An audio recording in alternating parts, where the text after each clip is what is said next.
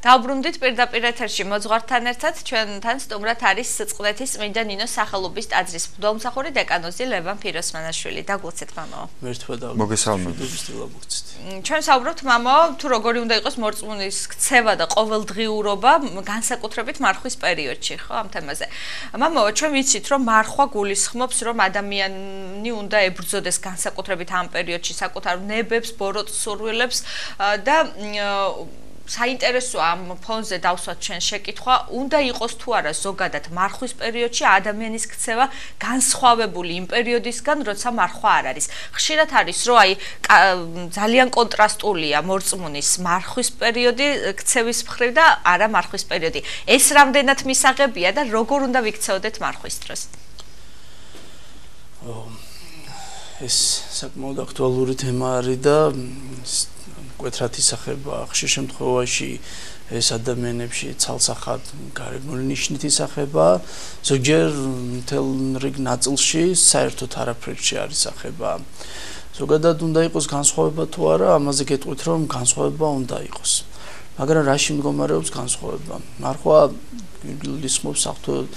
სიტყვის გულში დამარხვას, განგრძალვას და შესაბამისად ამის საერთოდ სიტყვის შესაბამისად რა თანხმედრითობაც იქნება საკუთარი ნების მოკვეთა. საერთოდ ცნებას თუ კითხვას დავსვათ, რა თქმა უნდა ადამიანი ყოველთვის უნდა იმარხავდეს გულში, მაგრამ მარხვა არის ის პერიოდი, როდესაც ადამიანი განსაკუთრებულ ასპარეზზე გამოდის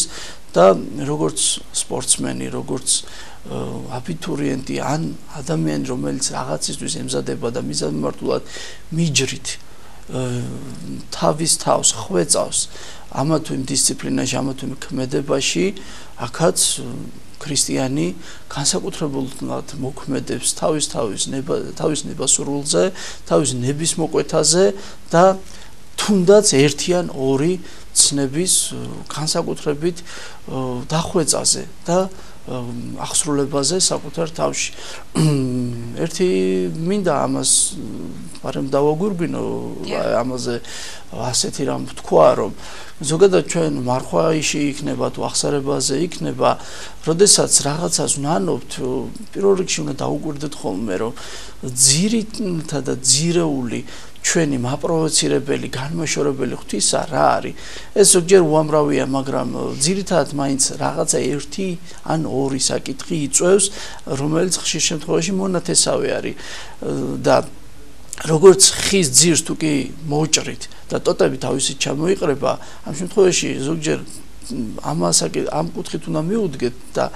საერთოდ ლოგიკურადაც ასე არის, რომ ადამიანმა ის კონკრეტული ვნებები, რომელიც მისი პიროვნების, მისი ნიშან-თვისებების, მისი გამოხატულებების გამომაჩინებელია, სწორედ ისინი უნდა მოიკვეთოს და ამითი იწყება მუშაობა და ცალკეულ მარხვაში, ცალკეულ ასპარეზზე ძირითადად ამაზე ვმუშაობთ და თქვათ ჩავთვალოთ, რომ მარხვის ერთ-ერთი პერიოდი არის რაღაცა ეტაპი, რომელიც ერთნებაზე გარკვეულწილად იმუშავა, გარკვეულწილად ამაღლდა და შემდგომ მარხვაში, შემდგომ ეტაპზე ან ისევ იმ საკითხს კიდევ უფრო მეტად მუშაობს, კიდევ უფრო მეტად მაღლდება, ან სხვა თემებზე, რომელიც მისი თანამდებია, ან რომელიმე რაც გამოჩნდა. ამ შემთხვევაში, რადგანაც მარხვა ასპარეზია, ადამიანი ცდილობს მიჯრილად იმუშაოს და განეშოროს. აი, ძირეული განსხვავება ზუსტად ეს არის, რომ მარხვაში ჩვენ საერთოდ ცნებას ვიმარხავთ, რა თქმა უნდა, როგორც ხსნილში, როგორც მარხვაში, მაგრამ ჩვენ ვმუშაობთ ზედმიწევნით, ანუ გვჭირდება შინაგანი თვალთახედვის გაძლიერება საკუთარ თავში, უფრო კონკრეტულად ჩახედვა და რაც თავარია, რომ მარხვის პერიოდი არის ეს, აი ყოფით ცხოვრებისგან რითაც განასხვავებს, რომ ძველ მარხვაში თუ კი გადავხედავთ პირველი ქრისტიანების მარხვა ამგვარი იყო, მათი გადასახედი იყო ამგვარი რა, რომ თავისი ცხოვრების შინაგან მეათედ ნაწილს უფალს წირავდნენ, ანუ რა, რომ ცხოვრების მეათედი ისინი წუთისოფლისგან გონებით გადიოდნენ და მიუძღვნდნენ უფალს და უფალს შესწირავდნენ, ანუ რა, რომ მიწიერ ცხოვრებას ისინი მაქსიმალურად რამდენადაც ამის შესაძლებლობა ხელის მოსაკიდით, ჩასაკიდის საშუალება ეძლეოდათ, ისინი ამას მიმართავდნენ და განეშორებოდნენ მიწიერ ცხოვრებას და მთლიანად გონებრივ სულიერს მიესწრაფოდნენ. აქედან გამომდინარე თავისთავად ლოგიკურია, რომ დამატებითი გარემოებები, რომელიც ყოველდღიური აუცილებელი სასიცოცხლო მნიშვნელობის არ იყო, შესაბამისად ის საკითხები ყოველთვის გვერდზე დგებოდა და ადამიანი მთლიანად სულიერ ცხოვრებას უთმობდა წინ. მონოლოგად გამოვდის, მაგრამ მინდა გავაგრძელო საკითხი, რომ ამოვწურო,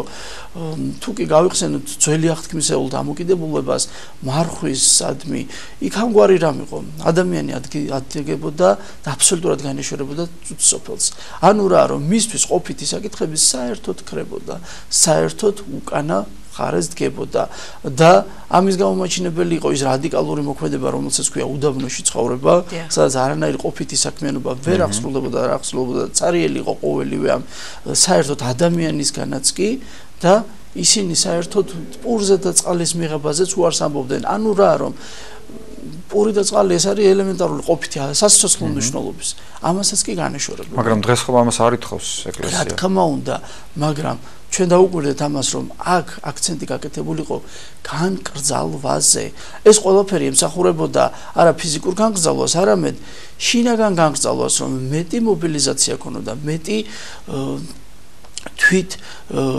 ჩახედვა ყოფილიყო ადამიანში, თვით კონტროლი ყოფილიყო, თვით ორიენტაცია მომხდარიყო, აღება, მეტი კურსის აღება, მეტად ყოფილიყო ამ კურსის აღება იოლი და აი დღეს, როდესაც ამგვარად ვერ მოვიქცევით, აქ უკვე საუბარია ცალსახად გონიერზე, გონებებზე. მარტივად ვიტყვი, რომ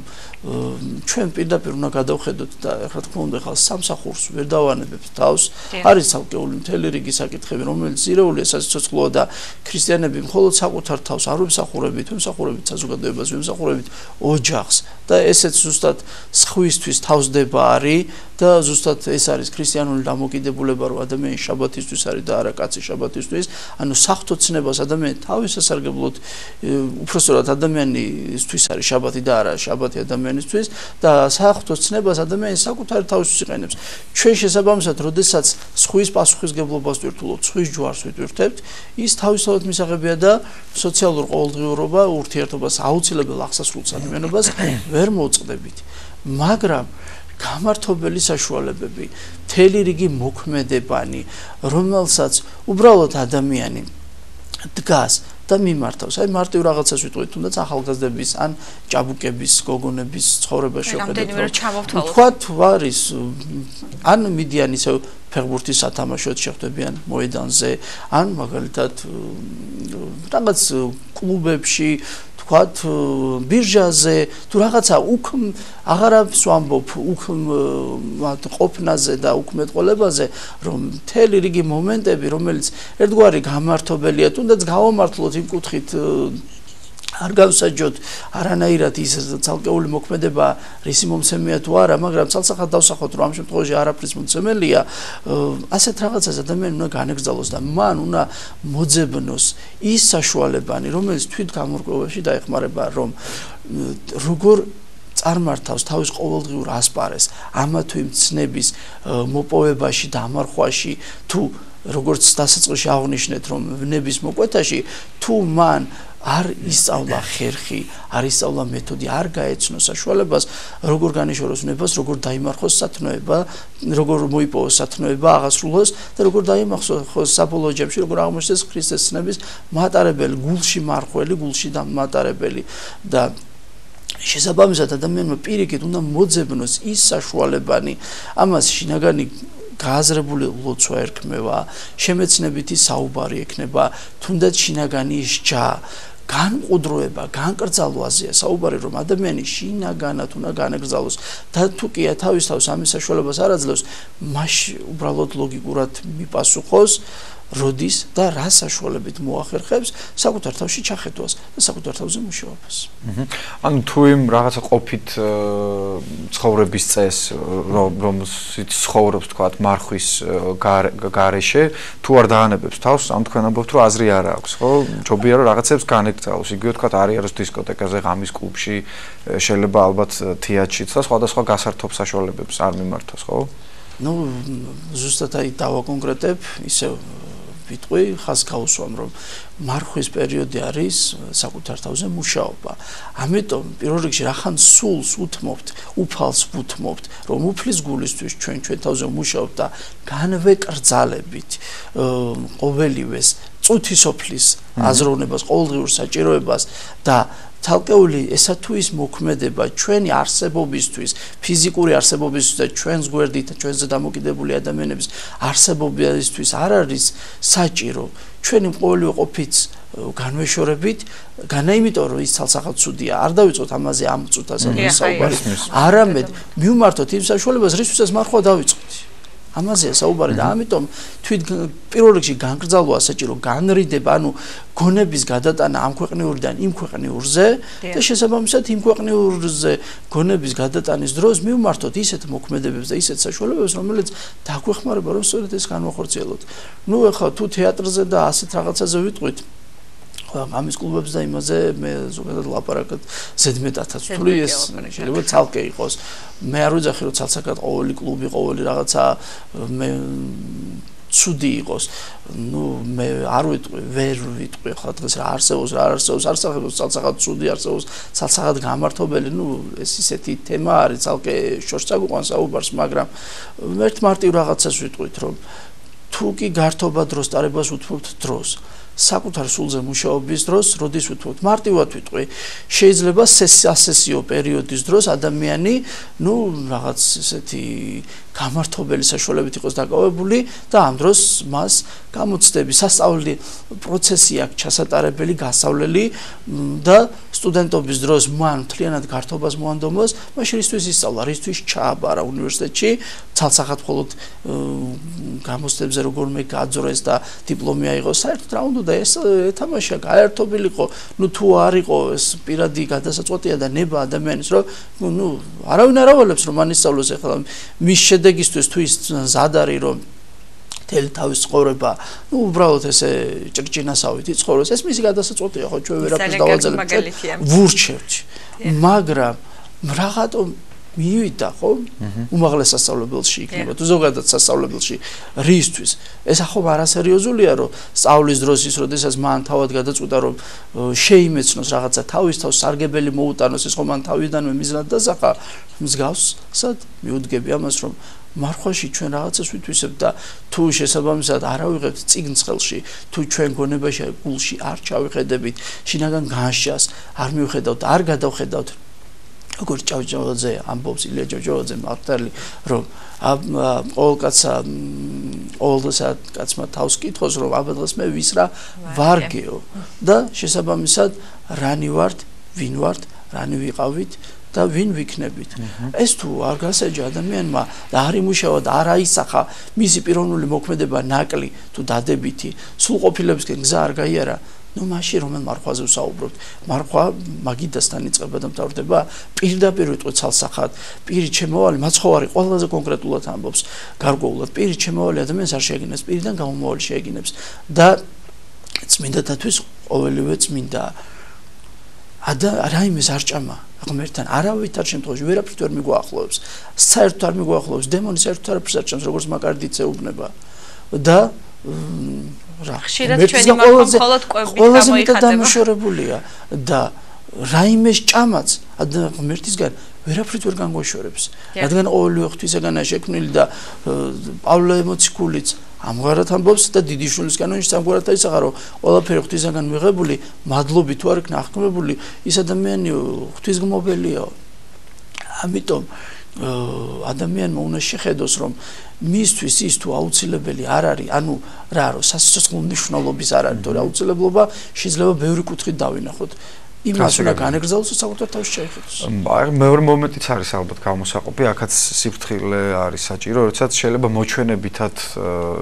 მარხულობდეს ადამიანი ანუ ამ გარეგნულ წესებს ყველაფერს აღასრულებდეს თქვა ტაძარში ვერ ვცნობდეთ ჩვენ მეზობელს ან ახლობელს და ტაძრის გარეთ სულ სხვა ადამიანი იყოს ესეც ხომ საშიშია მამაო რომ რაღაცა მოჩვენებითად მარხულობს ადამიანი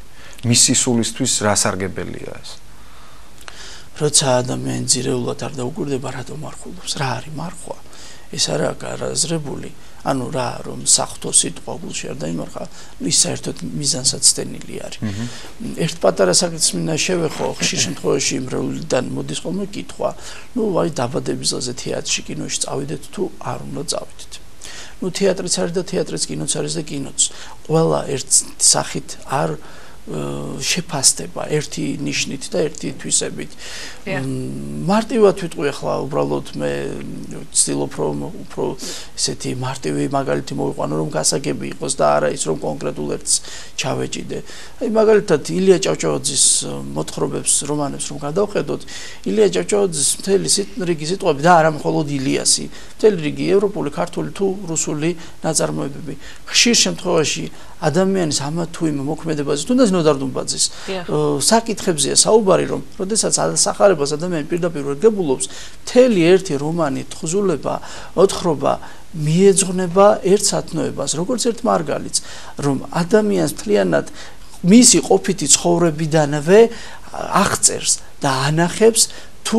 რისი დანაკლისი არსებობს და რა საჭიროება უნდა მოიპოვოს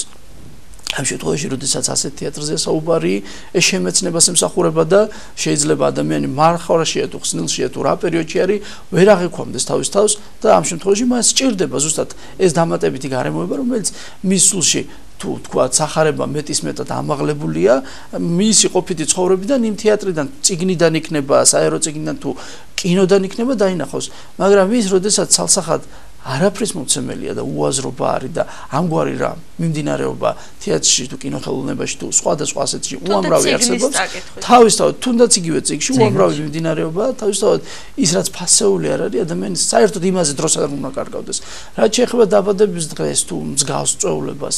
ესეთ რამეს ვიტყვი დროს ტარებას და ცალსახად რაღაცა შეკრებებს ნამდვილად გამართლება არ აქვს მაგრამ რა დააშავა იმ ადამიანმა რომელიც მარხვის პერიოდში დაიბადა მას რიგში ეს მარხვა იქნება და ხსნელი ის ადამიანი თავის კეთილყოფელებთან ერთად უნდა მიდიოდეს და ღმერთს მადლობას ეუბნებოდეს და მშობლებს უნდა ეუბნებოდეს მადლობას რომ ამ ქვეყანაზე მოვლენეს და დასაბამი მისცეს